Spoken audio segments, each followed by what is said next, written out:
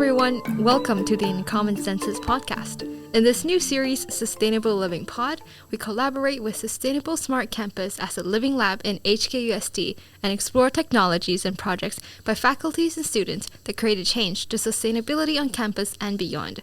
I'm your host, Talia. Agriculture, a topic unfamiliar to many of us urban dwellers in Hong Kong, and yet closely influences our daily lives for the obvious reason. We eat every day. However, did you know that the global food systems accounted for 31% of human-made greenhouse gas emissions in 2019, according to the United Nations Food and Agriculture Organization? And aside from sustainability, did you know that around 78% of the world's poorest people live in rural areas and rely largely on agriculture? These days, novel and data-driven technologies on food production are being explored and developed quickly, with the aim to minimize the carbon footprint contributed by agriculture, explore the possibilities of urban farming, alleviate social stress such as farmers' quality of life, and solve economic problems including poverty in rural areas. Joining us today is Professor Zhongming, the Assistant Professor from the Division of Environment and Sustainability in HKUST. Their project, Aquaponics in HKUST, offers a possibility for more efficient agriculture. Thank you for being here today with us. So let's start off with a brief introduction on your project. So can you first introduce what your project is about and what is the journey like? Okay, great. Thanks. It's my honor to be here to share some news about our smart aquaponics system. So this system is how we can grow vegetables and raise fish at home or anywhere indoor of the building. We would like to use internet-based technology to monitor and to manage this system so that we can have a good fruits or vegetables or fishes in the house. So, how is it like? Because I heard initially it was a project for a Cambodia trip, and then it now gradually become, something that was adopted by the conference lodge. So, how was that whole process like?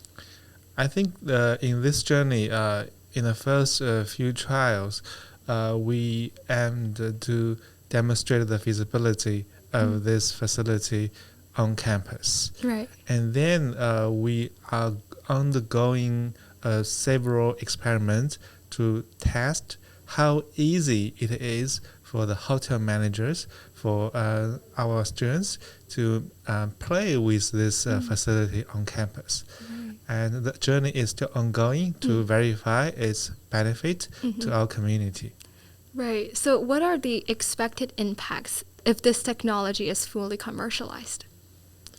I would say the IoT or smart aquaponics system provide multiple aspects of benefits to the communities and to the society. First, it creates a really low impact food system, food choices for the citizens. On the other side, that it also provides a good education chances that let our students and even in the future citizens really understand how we can develop this technology for a variety of communities in Hong Kong and in other dancing cities. Right. I think we will definitely go back to, the educational value of this project.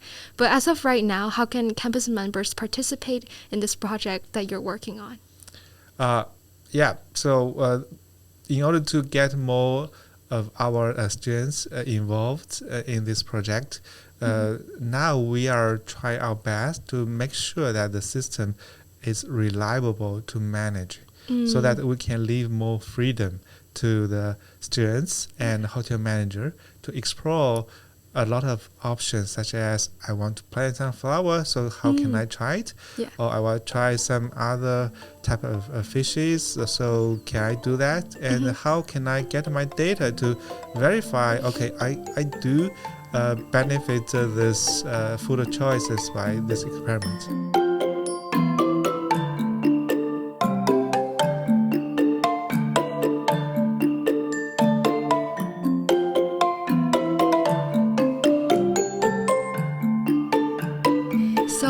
Like, can you first perhaps explain about the technology behind the aquaponics system in just layman terms?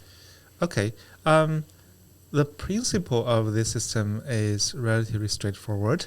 Is that we raise fish, Yeah. and then the wastewater from fish contains a lot of nutrients, and we use some simple treatment technologies, and now the water can be used. The nutrients in the water can be absorbed by the plants. Okay. And then the cleaned water will go back to the fish tank for the fishing.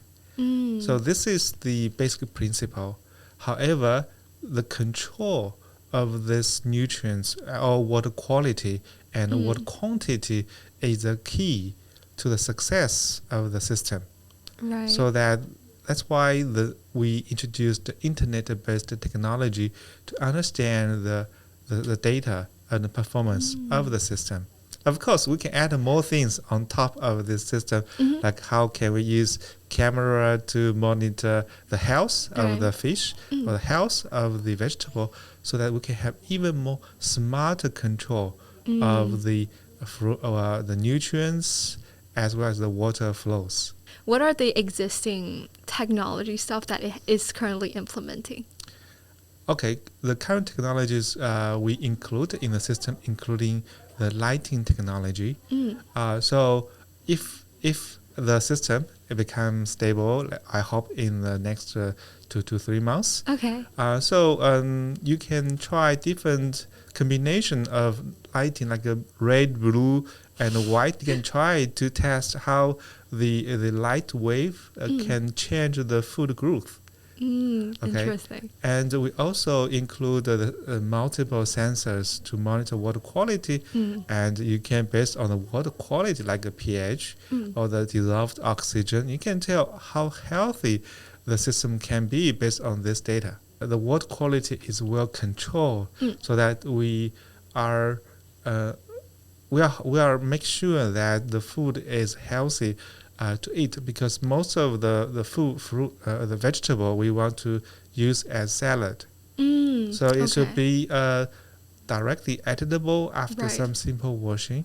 That's why it's necessary to make sure that the microbeing and the bacteria cannot be there. So we ensure the safety of the food. All right. So, like, in terms of the current system, what kind of crops are you growing? I mean, like, what specific salad food are you growing, and like what kind of fish is being used? Like, can we eat the fish at some point? Based on our last few months experiment, we only run the golden fish. Okay. We are not. We hope we can try some editable fish in the future. Most of the time we focus on vegetables, which is like lettuce. Okay. We also try some mint as well. Recently, I also added some flowers. So we also have some editable flowers as well. Yeah. We're gonna do grow some editable flowers on that system as well. Right. So actually, I want to ask, what is the difference between aquaponics and hydroponics? Like, here, we would like to create more opportunity of circularities. So in one of the principles of sustainable development is how can we circulate the materials and waste. I mean, there's no waste actually. So how can we circulate the materials in the human and the nature systems? So that's why I want to try this opportunity of expanding this circularity in human food system. Well, aquaponic system, it's good that its impact of like a nutrification should be smaller than the soil-based planting. However, aquaponic systems create more opportunities on circularities. right. For instance, one thing in the future we want to try is that we can use the food waste to produce some nutrients for fish and feeding these systems so that we are creating a real impactful circularities of developing the food system. Okay, that's the essence of sustainability.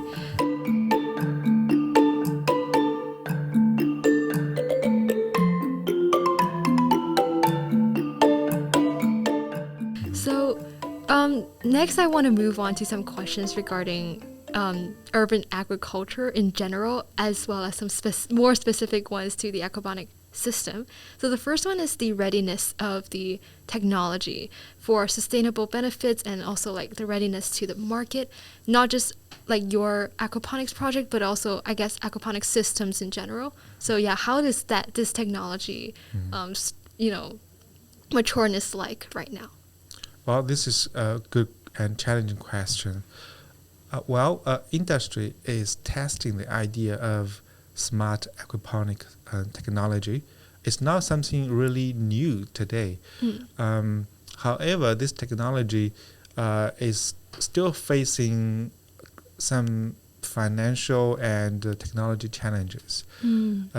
One is that this technology is too expensive.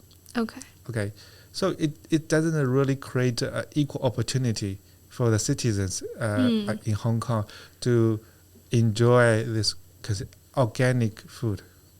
Yeah. A really impactful technology should be financially sustainable and socially inclusive. So that at this moment, this technology is not that ready for that standards. Right. Then the second aspect is that this technology is only limited in a few options.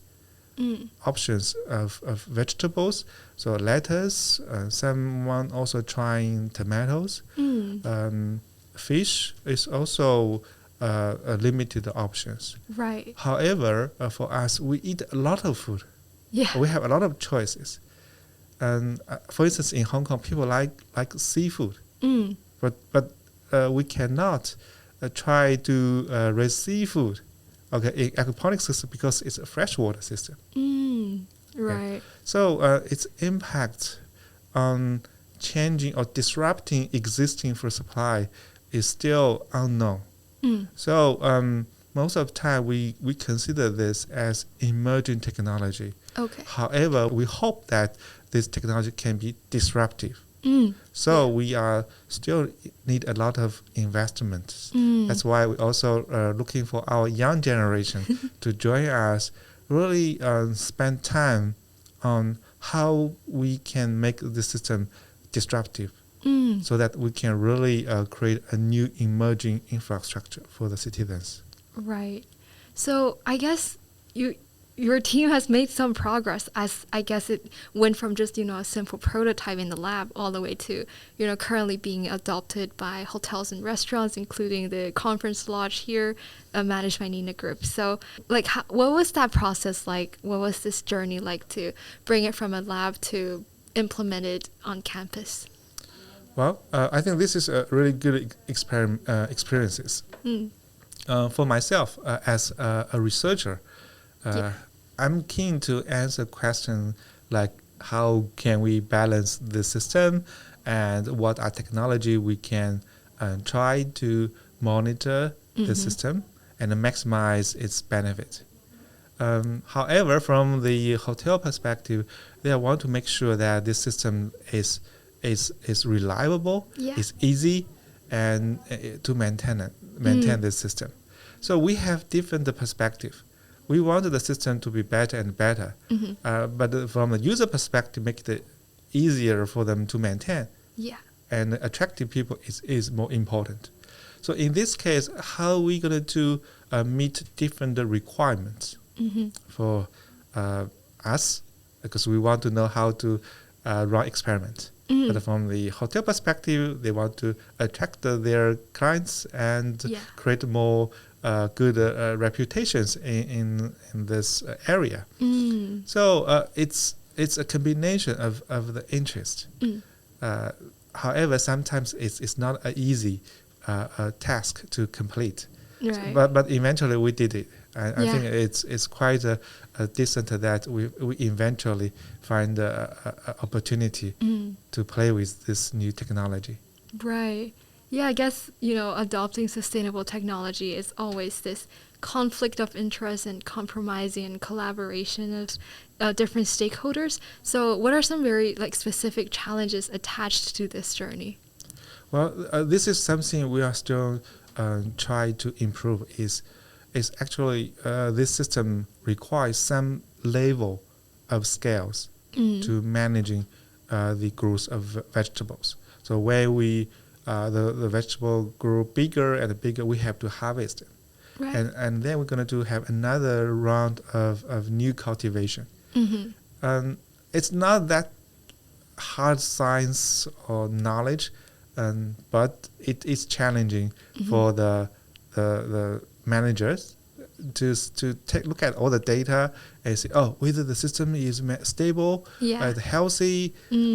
So in this case, what we should do is we want to create some key indicators.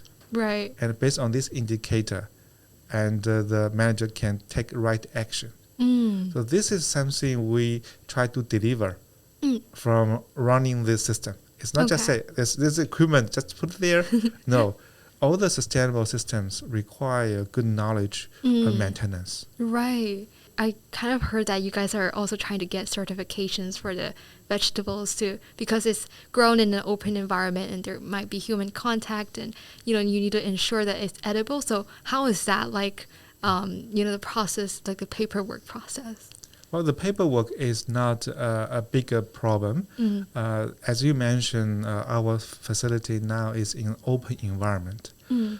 So making sure that some lettuce are healthy to eat is important. So we're going to test the content of bacteria on the leaf of the vegetable. So once we make sure this is healthy to eat, of course, after multiple tests, we will try some of testing by the clients. Yeah. On the other side, we also quite be aware that is maybe there is some bacteria. So instead of planting this editable vegetables, we can also try other things like try the flowers, and this is also an opportunity of doing such fun things indoor in an open environment. Right.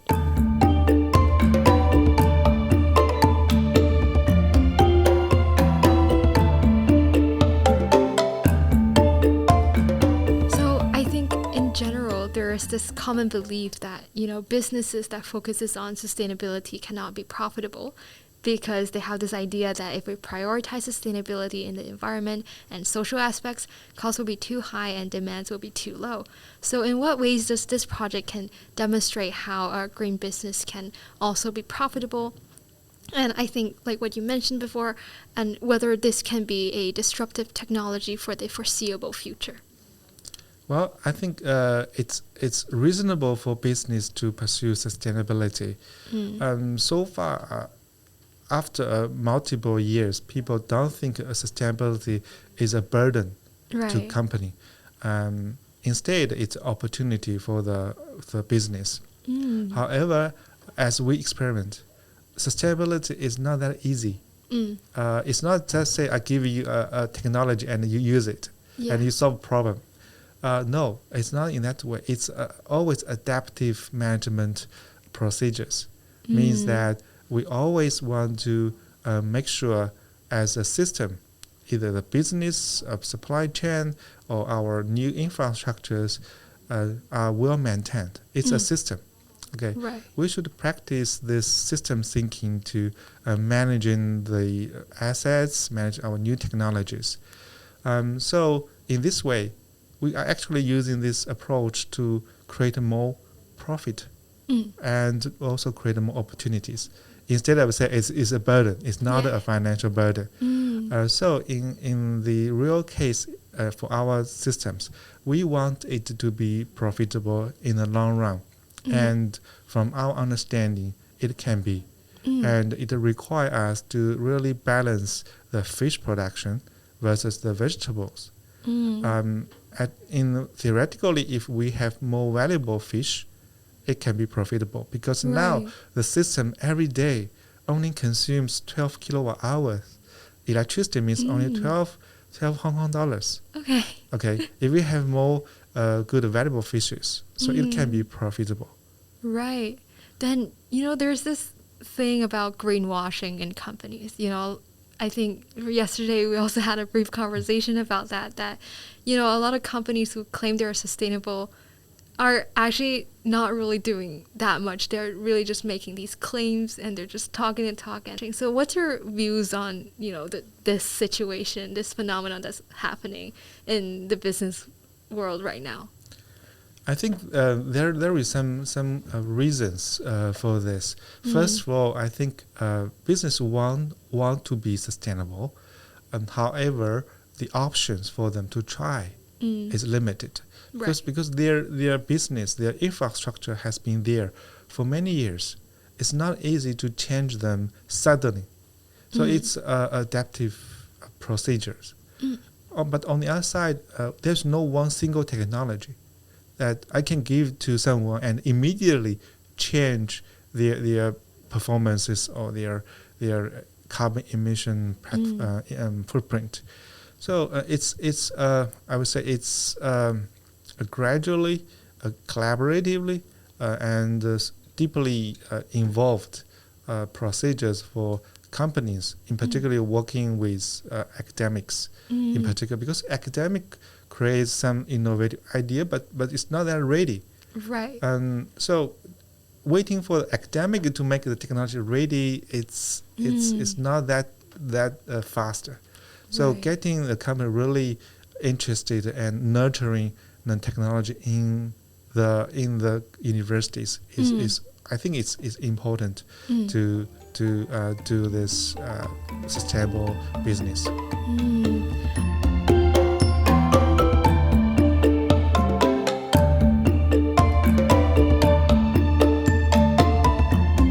I think previously we also talked about circularity and how this can be a great education to illustrate that.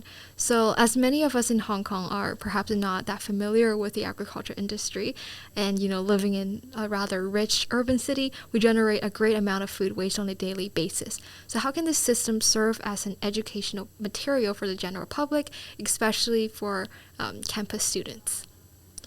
I think this is also something we try to create. Okay, we would like to get our students involved in growing the vegetable from seed. Yeah. Okay, how are we going to do that?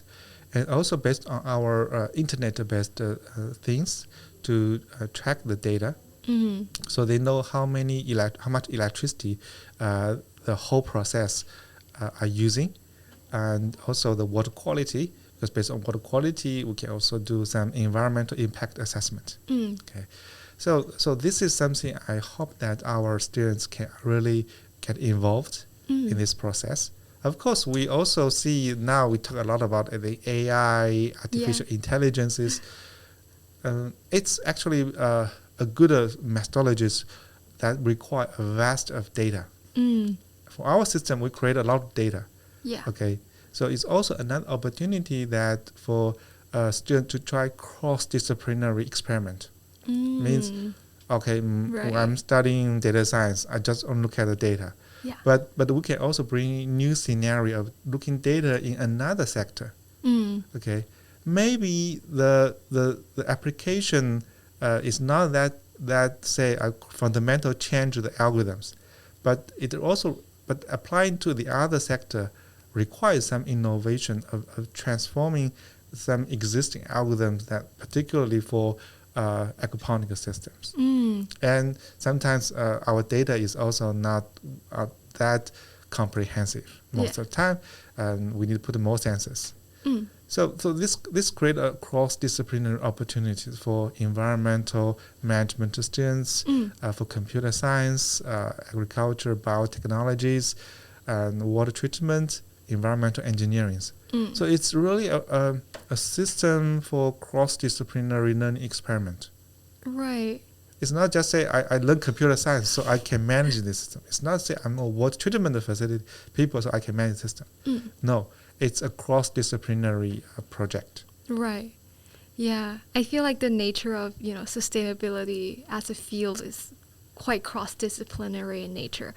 But yeah, like what do you feel about, how the current system is not just, in academia, but also in industries or, in places that does these technology developments. How do you think right now our world is, solving this issue in an interdisciplinary way, or what other improvements do you think that people can do better? Mm-hmm. Well, I think this is not an easy question as well. It requires a long-term efforts of nurturing cross-disciplinary generations. Now, I think in the university, we are trying to create this environment. Meanwhile, we also, as a faculty, when I try to find good collaborators, good students to work with, I find that most of the time we want to stay within our single discipline so that we can build our reputation rapidly. However, most sustainable problems is not a problem for single discipline. Yeah. So it requires cross-disciplinary skills to understand the solution. Right. So in this sense, what we want to do is that in the future, we can bring in more cases, more projects.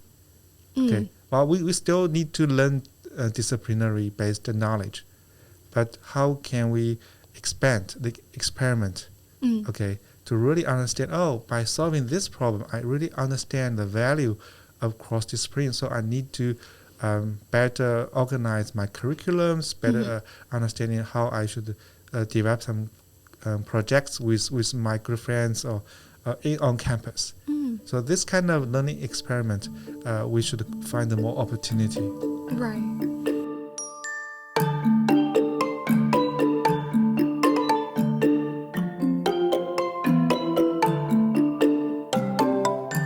Nice. So we just discussed more about urban agriculture, and we also delved into sustainability education on campus and beyond, and the cross-interdisciplinary nature of sustainability. Now, I wanted to move on to rural agriculture. So I believe there are, agriculture industry in rural areas are really the main providers of food supply for us.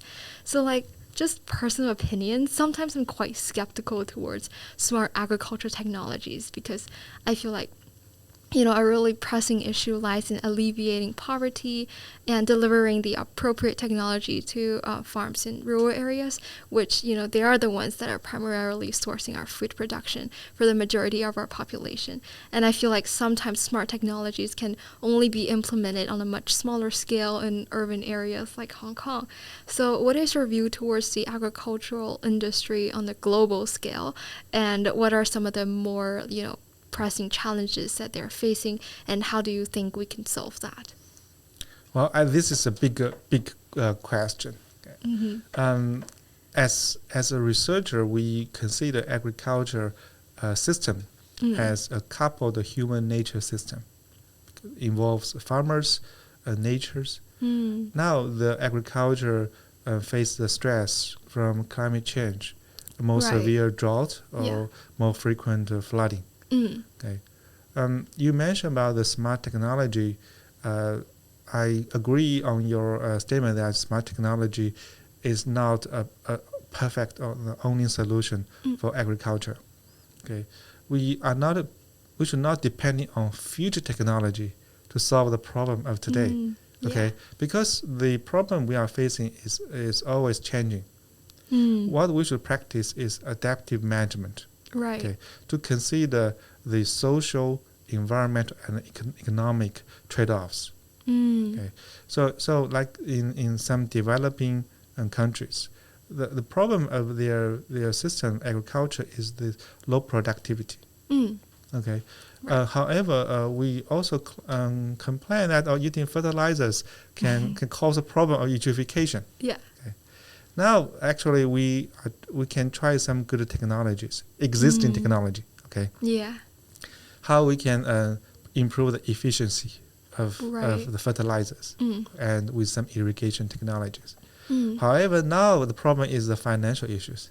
Okay, there in developed countries they do not have good financial resources. Yeah. Okay, but then the financial people industry will say, what's the benefit? What's the seems the revenue is not that attractive to invest versus other project, right? Yeah. So now the problem is always the a good combination of technology, society, and the resources. Right.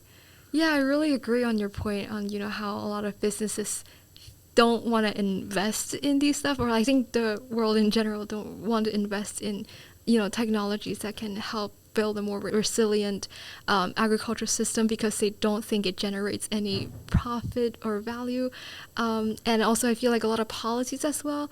So yeah, I personally had some interesting experiences relating to agriculture. So like I took a course in UST called SITE, Student Innovation for Global Health Technology. So then our team were to create a prototype that aims to strengthen food security in Hanthana, which is a mountain range that is located in Kandy, Sri Lanka. So it's more like a rural village area that they're basically, we realized they're mostly doing them for their own self-sustaining purposes, but not like a commercially large scale. So I think through communicating with like different stakeholders there, agricultural department staff, and also the local villagers and how they're doing it. So we kind of realized that, a lot of problems that they're having, or a lot of the solutions they're implementing are very simple, are very straightforward, but then they're quite, effective as well. So I just wanted to know, what are the ways that academia and agricultural technologies can work together with these smallholder farmers, or like how can academia and smart technologies elevate these simple technologies that these farmers are currently using? Okay. I think this is a real good question, and really require us to field experiment, understand what the causes of this problem. So one thing is that smart technology sometimes can be stupid. Okay, it's not smart.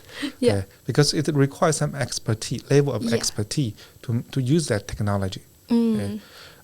In developing countries, their farming system, in particular smaller farmers, indeed they are more vulnerable to climate change. Okay, and they do not have a good knowledge about climate change, and how to be prepared for that things. Okay. So we can look at the different levels. For me, I always consider this as a system management issues. Okay.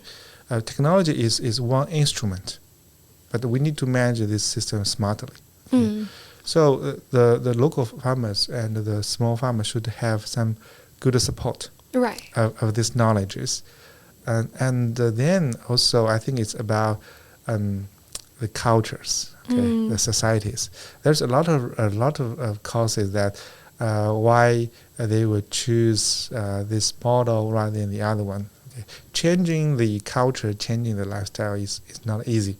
Okay? Yeah. So I think it's not there is no single answer for your question, and what we should do is we should go to the field studies and really find one specific problem, and then solve them one by one. Okay, but in generally, I think the agriculture in the futures, we are going to very diverse directions. Okay. We are looking at indoor controlled farming, like what we are doing. We're also doing some plant-based meat. We also all these are for cities, high dense populations. We also try some climate resilient farming facilities, which can be used for in developing countries, while requiring some financial support. So we are trying different ways of doing agricultures. Okay, and hopefully through a smart combination of these technologies. In cities, in rural areas, we are really create a more diverse supply of food while more climate resilient. Right. Yeah, I think actually experiencing it, going to field trips and actually seeing the situation is quite important, because I think, as people living in Hong Kong with very limited access to or experiencing with, how farming is actually done, there's issues that you see in these places that you totally didn't really expect. Like once again, that Sri Lanka trip, like one of the issues one of our teams is solving is pea fowls, because it was a sacred animal there, but then they eat and destroy crops, and they're proposing a solution to try to solve that. So it's something that personally, as someone in Hong Kong, I've never thought about, peacocks being a problem or a huge problem or a big challenge for agriculture, and how you can't just use very so-called straightforward solutions like, let's just like kill them all off or stuff like that. But you have to really step into their shoes and their point of view and their values to solve around this problem. So it's definitely not just a very straightforward one, but it's involving different stakeholders in not just in rural areas, but also in urban areas, and religion, policy, stuff like that. So just now we were talking about smart technologies in developing nations, but so what are some differences between agricultural technologies in rural areas that are used in developing versus developed nations? I think one of the example you mentioned, I will consider it is a balance between religion and the livelihood requirement. And the technologies between developed and developed countries are significantly different. It requires substantial knowledge of using these modern machinery technologies for farming.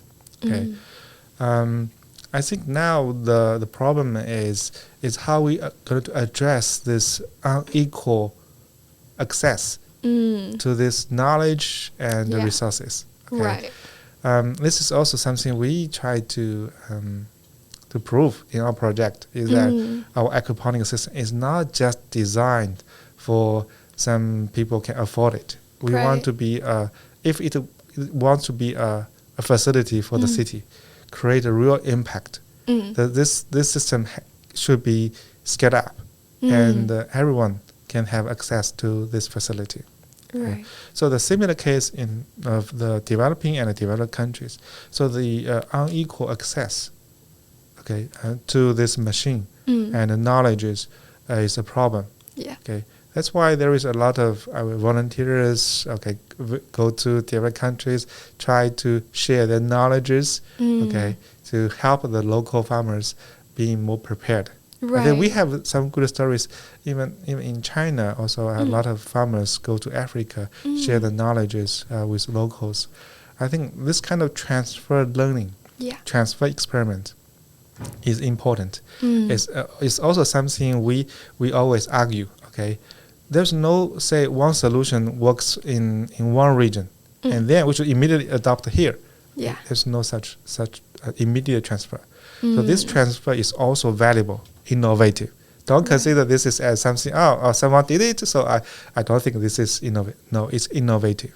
Because this transfer procedures involves unique conditions in other area. So the knowledge structure will be modified.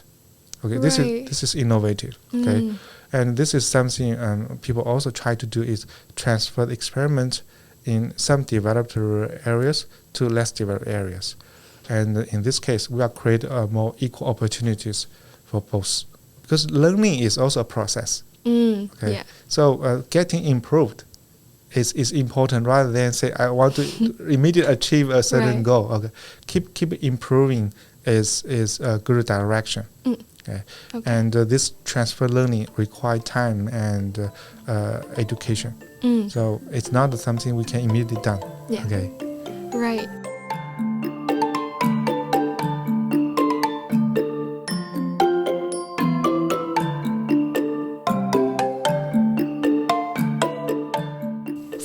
Lastly, since my podcast is called The Uncommon Senses, is there anything that is, counterintuitive or challenges your common sense while working on the Aquaponics and HKUST project? Or what is your hot take and philosophy towards sustainability nowadays in education, the industry, and academia? I will always classify myself as cross-disciplinary scholar. I do not have disciplinary label. I'm a scholar, try to look at the technology that can be disruptive to the cities, to the regions. So we are trying to leverage the multidisciplinary knowledges and create our new essential practices and models, technologies for the cities, for the citizens to managing this transition. So in this case, I would say sustainability is not just about technology. Okay? One technology does not solve the sustainability problem. It can solve a problem, but it cannot solve the sustainability problems we are facing, the scale of the problem we are facing. So that to do this, we need more generations who can be the leader of doing this, of cross-disciplinary, and really figure out a solution, okay, for sustainable development that can be implemented, can be scaled up. Okay, so such a leadership is something I really hope, okay, in the future at EST we are going to have more such generations, okay, to do this. Yay! Thank you, Professor Zhongming, for the discussion on the Aquaponics and HKUST project today. From today's podcast, we not only explored the theories behind the project, but also delved deep into the pressing questions in urban and rural agriculture and learned the interconnectedness between different stakeholders. We hope you guys enjoyed this enlightening conversation with Professor Zhongming and can appreciate all the hard work behind the food you're consuming. Make sure to follow Sustainable Smart Campus's socials, that is SSC_HKUST on Instagram, and we will see you next time on The Uncommon Senses.